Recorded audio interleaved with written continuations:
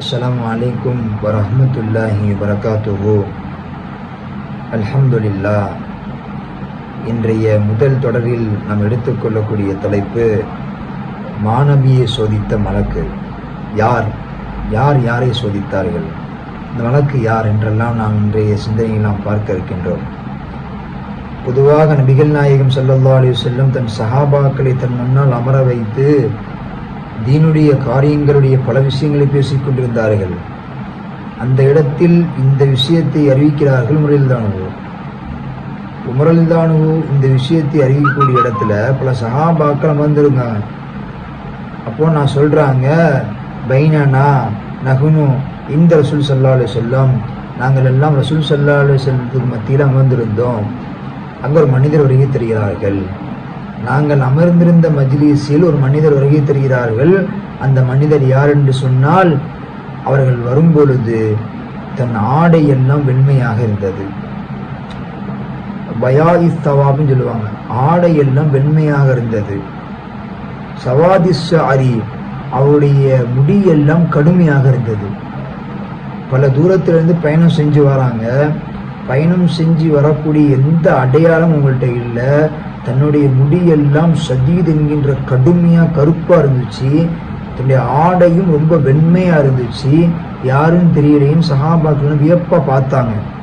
உமரல்தானு கூட யாரும் தெரியல. அவங்க அறிவிக்கிறாங்க, ஒரு மனுஷர் வராங்க, நபி கிட்ட உட்கார்றாங்க. நேரா வந்தாங்க, நபியின் முன்னாடி அமர்ந்துட்டாங்க. நபியின் முன்னால் அமர்ந்தார்கள். அமர்ந்து தன் முட்டை நபியின் முட்டோடு சேர்த்து அணைத்தார்கள். தன் 2 கைகளையும் தன் துடையின் மீது வைத்தார்கள்.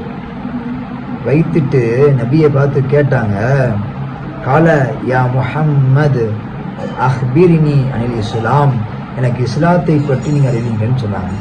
எனக்கு இஸ்லாத்தை பற்றி அறிவியுங்கள்.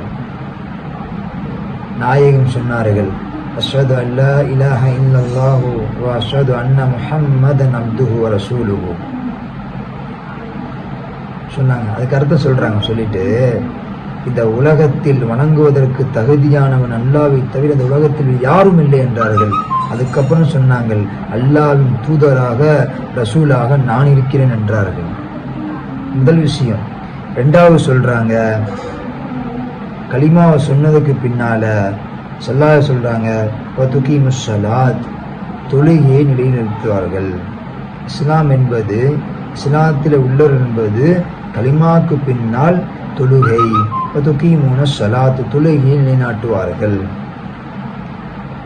வதுஅத்திய ஸகாத், ஸகாத்தை கொடுப்பார்கள் சொன்னாங்க.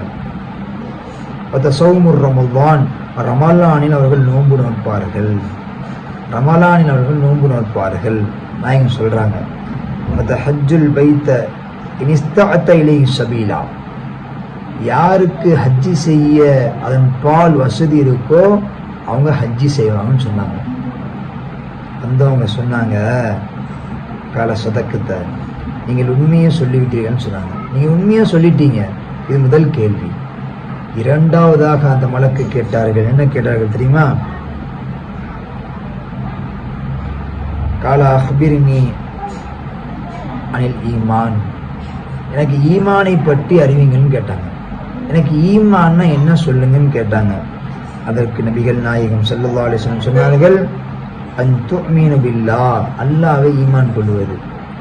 ஈமான் என்றால் முதலில் அல்லாஹ்வை ஈமான் கொள்வது.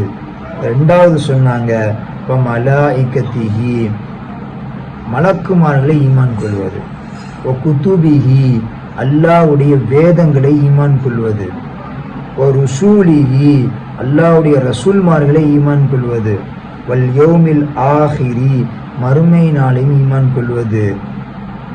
நன்மை தீமை யாவும் அல்லாஹ்வின் விதிப்படிதான் நடக்கிறது ஈமான் கொள்வது. 4 விஷயத்தை அழகா சொல்லி கொடுத்தாங்க. அழகா சொன்னாங்க, கால சதக்கத்தை, நீங்கள் உண்மையை சொல்லிவிட்டீர்கள். கால சதக்கத்தை, நீங்கள் உண்மையை சொல்லிவிட்டீர்கள். அடுத்து கேட்டாங்க, ஃபஅக்பிர்னி அனில் இஹ்சான், இஹ்சான்னா என்ன யார சொல்ல, இஹ்சான்னா என்னன்னு கேட்டாங்க. சொல்லுங்க.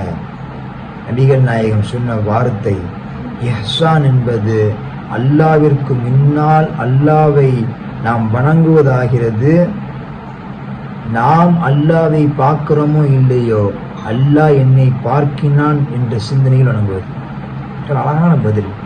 அல்லாஹ் முன்னாடி நம்ம நிற்கிறோம், நம்ம அல்லாவை பார்க்கிறோமோ இல்லையோ, அல்லாஹ் என்ன பார்க்கிறான் என்ற சிந்தனையில் அல்ல வணங்கணும். கால சதக்கத்த, நீங்கள் உண்மையே சொல்லிவிட்டீங்கன்னு சொன்னாங்க. கடைசி ஒரு கேள்வி கேட்குறாங்க, யா ரசூலல்லாஹ், கியாமத் நாள் எப்போ வரும்? கால ஃபஅக்பிரினி அனிஸ்ஸாஅத், கியாமத் நாள் எப்போ வரும்னு கேட்குறாங்க. நபிகள் நாயகம் சொன்னாங்க, கியாமத் நாள் வரக்கூடிய அடையாளம் என்பது ஒரு அடிமை பெற்றெடுக்கக்கூடிய குழந்தை எஜமானாகும். ஒரு அடிமை தன் குழந்தையை பெற்றெடுப்பால் அந்த குழந்தை எஜமானாகும், ஒரு நாட்டை ஆடும். அடுத்து சொன்னாங்க, ஆடு மேய்க்கக்கூடிய மேய்ப்பாளன் எல்லாம் பணக்காரன் ஆகுவான், வீடு கெட்டு உயர்ந்த இடத்தில் அமருவான்னு சொன்னாங்க. இந்த மாதிரி ஆட்கள்லாம் இருக்கும் பொழுது கியாமத்தினால் வரும்னு சொன்னாங்க. ஸல்லல்லாஹு அலைஹி வஸல்லம் வியந்துட்டாங்க.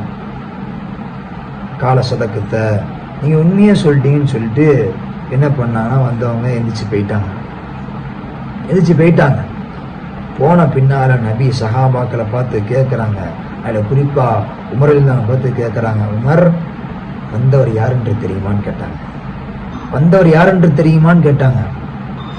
ரசூலல்லாஹ், தன்னை விட தாங்களும் அல்லாவும் அறிஞ்சவங்கன்னு சொன்னாங்க. நபிகள் நாயகம் சொன்னாங்க, வந்தவங்க ஜிப்ரீல் என்றார்கள். எனக்கு மார்க்கத்தையும் இஸ்லாத்தையும் கற்றுக் கொடுப்பதற்காக, அதை நினைவூட்டுவதற்காக அல்லாஹ் அனுப்பினான். வந்தவர்கள் ஜிப்ரீல் என்றார்கள். நாங்கள் எல்லாம் ஆச்சரியமாக பார்த்தோம். எல்லாம் அல்லாஹ் இந்த 4 விஷயங்களையும் நாமளும் பாடமாக எடுக்கிறதுக்கு அல்லாஹ் தௌஃபீக் செய்வானாக. அஸ்ஸலாமு அலைக்கும் வரஹ்மத்துல்லாஹி வபரகாத்துஹு.